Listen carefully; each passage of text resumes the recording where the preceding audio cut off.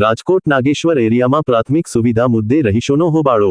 રાજકોટના નાગેશ્વર એરિયા, ખાસ કરીને ભવાની ચોક અને આસપાસના રહેવાસીઓએ એકઠા થઈને તંત્ર સામે પોતાનો રોષ ઠાલવ્યો હતો। સ્થાનિકોનો આક્ષેપ છે કે વર્ષોથી તેઓ રોડ, રસ્તા, પીવાના પાણી અને સફાઈ જેવી પ્રાથમિક સુવિધાઓથી વંચિત છે। અહેવાલ સંજય પોપટ। નમસ્કાર, હું અભય શાહ રાજકોટ નાગેશ્વર એરિયામાંથી છું। જામનગર રોડ ઉપર અમારો આ નાગેશ્વર એરિયા આવેલો છે। મારું નામ અનુબેન રાવલ છે। હું અહીંયા 2012 થી રહું છું નાગેશ્વર એરિયામાં।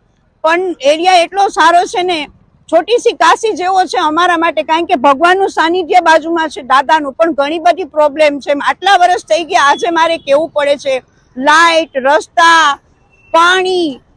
એ અમે આવડી ઉંમરમાં કોઈ દિવસ પાણીના ટેન્કર નથી જોયા મંગાવતા, એની બદલે આટલા વર્ષથી પાણીના ટેન્કર જોઈ છીએ। અમને એમ લાગતું હતું કે નહીં, અમારી આ કર્મભૂમિ છે। ભલે જન્મભૂમિ બીજે છે, પણ નાગેશ્વર અમારા માટે કર્મભૂમિ છે।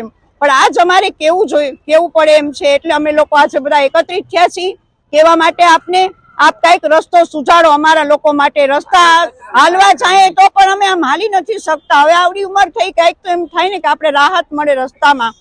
એક દિવસ લાઇટ વહી જાય તો હજી કહેશે બીજો દિવસ તાપ છે, બે દિવસ સુધી લાઇટ પાણીની તકલીફ છે, પ્રોબ્લેમ છે। આનું શું કરવું અમારે? આનો કોઈ પ્રશ્નનો હલ ખરો? એમ વોટ જોતો હોય તો કહેશે ના હાલો આપો, અમે ખુશી ખુશી આપશી, તમે માંગશો એના કરતા ડબલ વોટિંગ કરશી। એમ અમને તો ભાજપ માટે માન છે। એમ જીવંતા ફ્લેટમાં રહું છું, અને વોટ જ્યારે તમારા લોકોને લેવો હોય છે ત્યારે તમે ગાડી લઈને માણસોને લેવા માટે આવો છો, પછી તમે તમારું મોઢું નથી દેખાડતા અમને। પછી પાણીની તકલીફ કેટલી બધી છે, રોડ રસ્તા બધું વ્યવસ્થિત થતું નથી, સફાઈ નથી થતી, કર્મચારી બધા ઉભા સફાઈ કરે છે, કોઈને સફાઈ કરવાની મહેનત કરવી નથી ગમતી। એમ એટલે માણસોને વ્યવસ્થિત રીતે સફાઈ કરવા માટે મોકલો।